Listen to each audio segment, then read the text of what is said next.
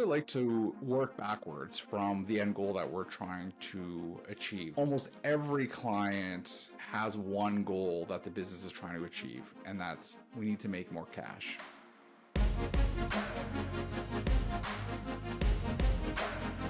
My name is Kevin Hayes. I'm the head of growth for Soulpepper. We are a digital agency in Vancouver. We work a lot in the legal sector, a lot with e-commerce brands, a lot with clothing brands, and a lot in B2B. We are rooted in digital, and we've been around since 2011, I think. So digital first agency, but often clients sometimes need a bit more, and especially when it comes to brand, especially when it comes to mass. And so we're really good at client acquisition and data-focused marketing and all the tools that come into the digital tool set. But some of our clients have grown to need more brand awareness and more mass media. So sometimes we step out and do a traditional media as well. You know, in the digital world, there are so many performance marketers and so many people that are looking for that last click attribution and looking for the what is the ROAS. And the reality is brand marketing is the thing that provides long-term sustainability for revenue. And so crossing that bridge into what does arguably harder type of marketing to measure, such as brand, how does that play in with, highly data-backed precision marketing like digital, like that is a bit of a special skill set. And so we like to marry the two together and use as much data as possible to kind of prove out cases and what's impacting what. It's interesting, like the diversity of channels that can provide ROI right now. And, we have some clients that we've started measuring that it takes 4 really high engaging touch points. So somebody who signs up and comes to 4 webinars before they become prepped to buy. And then, you've got things like view through conversions where people didn't actually click on an ad, but they come back through organic search and they buy, and then organic search is getting the credit, but there's actually a much bigger story here. What we find is having a bit of a robust measurement framework from top to bottom of funnel, and maybe top of funnel you're looking at share of voice, or you're looking at engagement, or you're looking at some of these metrics that are vanity in some sense, but also can be signals to how your marketing is performing and how you are perceived in the marketplace. And then having metrics all the way down to what did somebody click and where does content play in the lead life cycle. So really just having a framework that you can at least benchmark, top to bottom of funnel ROI on is critical. While marketing teams, I find sometimes in agencies in general, are right up in your face when things are good around how much good work they've done, and when things go bad, it's the market, the economy, commodities are down, blah, blah, blah. But the reality is the sales team is always the client of marketing. And so when you take that approach, then it's really a relationship that where both parties have to win. And great marketing, at least the way we approach marketing, is all about driving revenue and business growth. And the only way you can do that is by servicing the sales team and understanding what the sales team is going through. And no point in delivering a bunch of great leads and that are being met with a sales team that doesn't know why the leads came in, or the leads came in under the wrong context, or blah, blah, blah.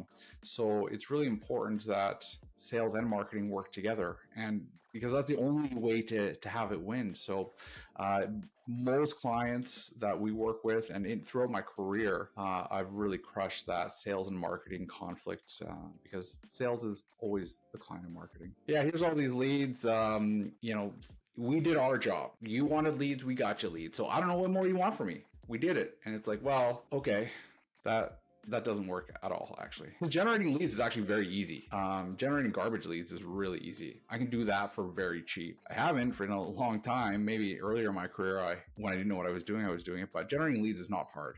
But generating quality leads and working with them through the sales system from NQLs to SQLs, that just takes a little bit of effort, and you can't do that by yourself. You can only do that with the sales team. I really like to work backwards from the end goal that we're trying to achieve. So almost every client has one goal that the business is trying to achieve, and that's we need to make more cash. So from that perspective, again, this is why the relationship between sales and marketing is so important. I like to work backwards from the sales and then figure out first who is our ICP. And that is the most critical thing. The person we're trying to get to think and feel and take action because of our brand marketing. That is like the single most important thing to do. And I find that marketing gets into trouble when there is sometimes a bit of a lack of discipline, a lack of focus on what that, ideal customer profile actually wants and what they care for and what their pain point is. Always the starting point is, what are we trying to do and who are we trying to do it for? Second thing then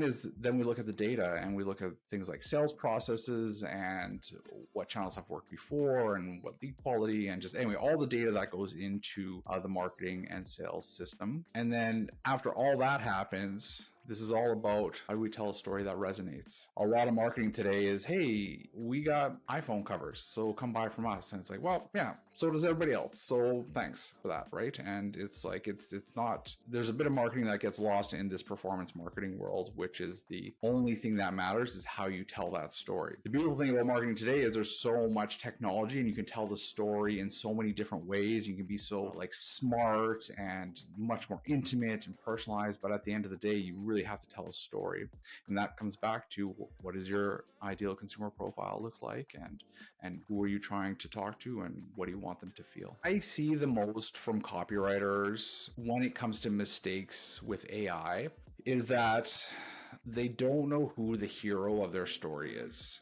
And so there's lots of different heroes for lots of different brands. Sometimes the brand's the hero and sometimes the product is the hero. And in most cases, the customer, the end user is the hero of the story. And so the thing that AI doesn't do well if you don't train it properly or you don't engineer your prompts properly is AI will talk about the brand and it will go on about the brand. And then look what we have and we're so strong and look at all these features about us and here's some benefits you could have about us, and it really just talks about the brand. And then it sounds good, so then marketers I find put out marketing that just talks about the brand and it neglects the end users needs and emotions and wants, and so a lot of users don't take action because of that. So I would say that AI's first go is it can really miss the mark on what marketing is really meant to do, which is tell a compelling story to the end consumer to get them engaged in the brand. I watched for the first time, believe it or not, I just finished Mad Men. It's actually horrifying to think that that's how the 60s were. Lots of just sexism and racism and just, it's unbelievable.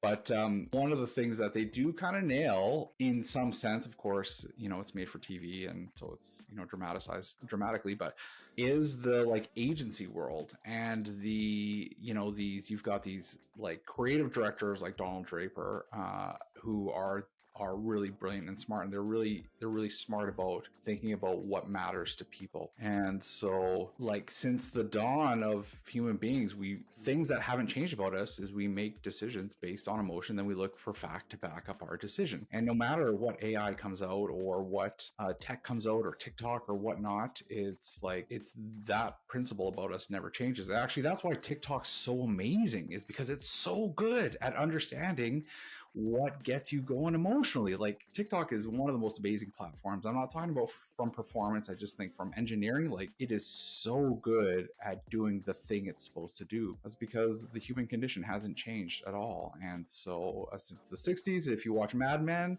to up till today, it's still all about the user and all about the story. So I'm fairly seasoned in traditional and digital media, and our agency is fairly new at it. So I kind of don't want to over index on the traditional part of our business just yet. I'm new to Soulpepper, and anyway, everything is true around digital and traditional.